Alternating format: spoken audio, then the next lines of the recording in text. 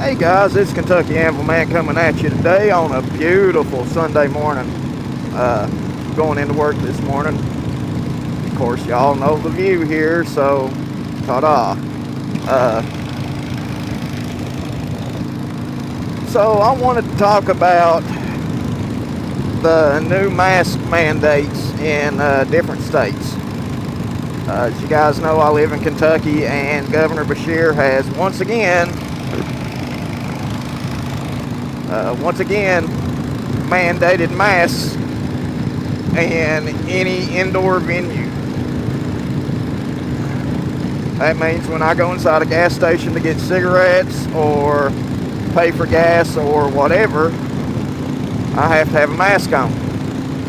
So what I've been doing is I've been taking the neck gaiters that I have and pulling them up over my mouth and nose and using them.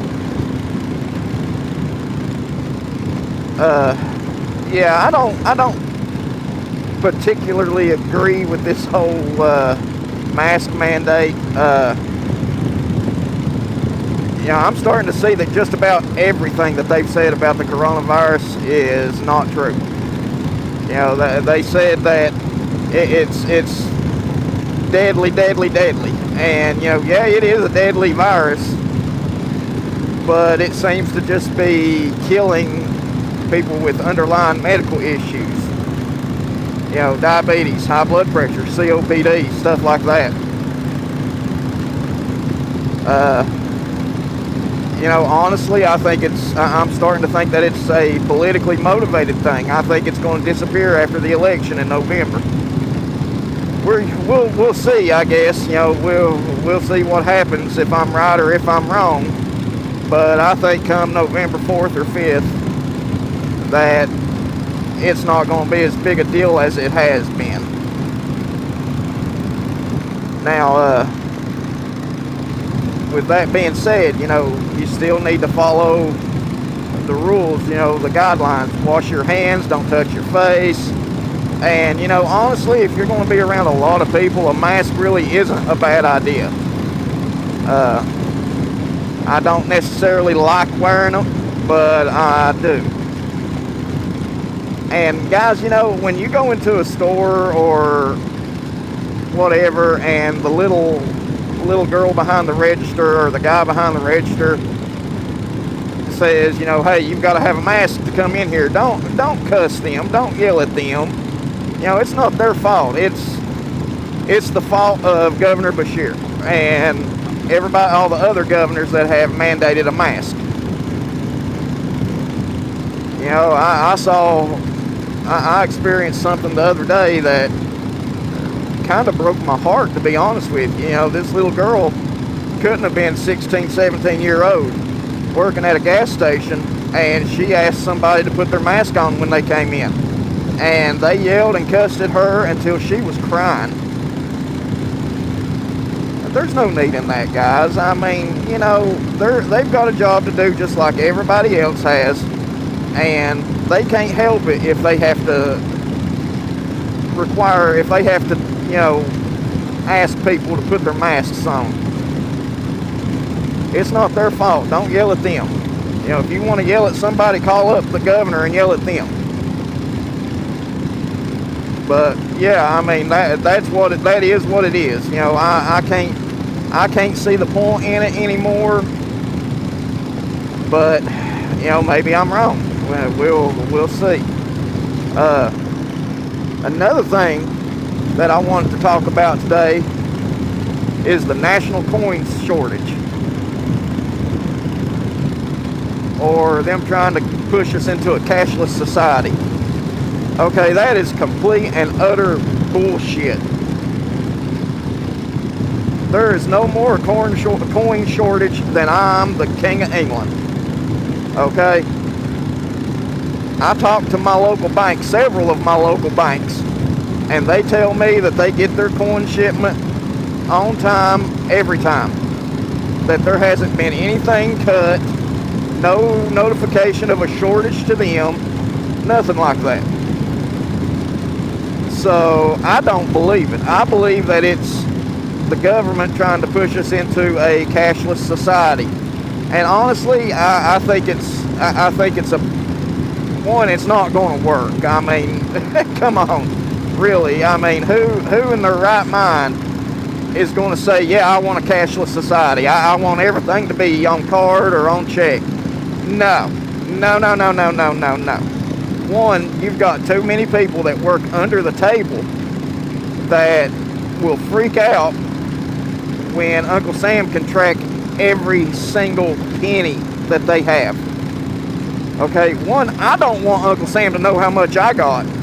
You know, yeah, I report my taxes, and I do not cheat on my taxes. I do not. But at the same time, I don't report what I make on the side doing various other things, various odd jobs that I do. So no, I don't think that that's a good idea. I don't think that it's going to work.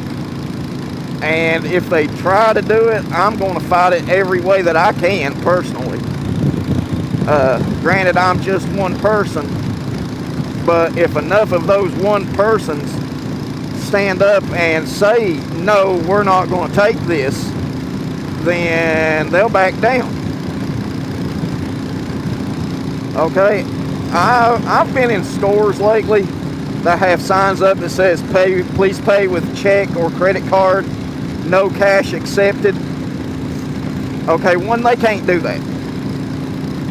If you read on any dollar bill or any denomination of paper money, it says this note is legal tender for all debts, public and private. That is a direct quote from the bill. Now, I spoke to a lawyer about this. If you try to pay them with cash and they turn you down and say they won't accept it, they have basically given you a product for free. Once they refuse that payment, and you have proof that they refused that payment, you don't have to pay. I mean, plain and simple. You know, I mean, it would be like going to a car lot and buying a car, and which I've actually known someone to do this. They got mad and went and paid the payoff in a truckload of pennies one time. And the car lot refused to take it. So he got that car with no more payments because they refused his money. They refused to take it. I've also seen some things on Facebook and the internet and stuff where they're rounding up to the next highest dollar. Like if your total is $23.62, they'll round it up to $24.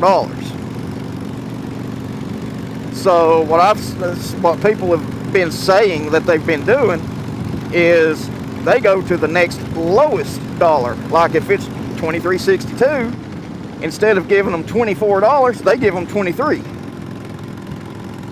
Now, I don't know how that works. I can't give you any advice on that. That seems to me like it'd be stealing, but, you know, they're stealing from you by not giving you your change. So, I don't know how that would work. But,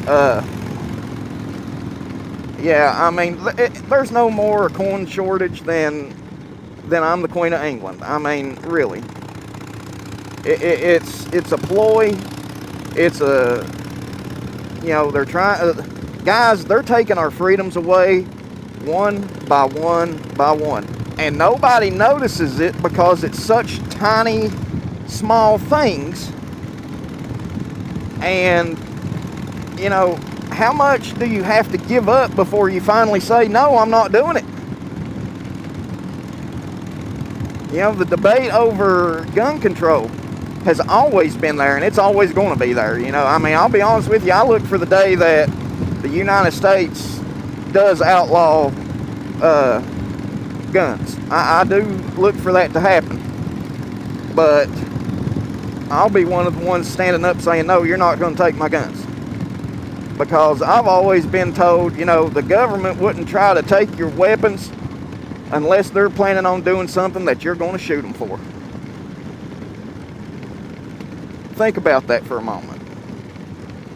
You know, why would they want to disarm country? Because they're planning on doing something that you're not going to like at all. You know, the second largest army in the world is United States citizens that own privately own firearms. The second largest army in the world. Think about that. You know, it's crazy. But yeah, I mean, the whole corn shortage thing, you know, that I look for that to disappear after November too, because they're just trying to do things, in my opinion, to sway the public or try to take our minds off of the issues and, you know, whatever. It happens every friggin' election year, and it's going to continue to happen. And people just have to wise up and pay attention and, you know, quit falling for the bait, basically. But I'm almost into work. I'm going to cut it here. I'll see y'all next week. But until then, keep the dirty side down. Be kind to each other, but stay away from each other. God bless. I'll talk to you later.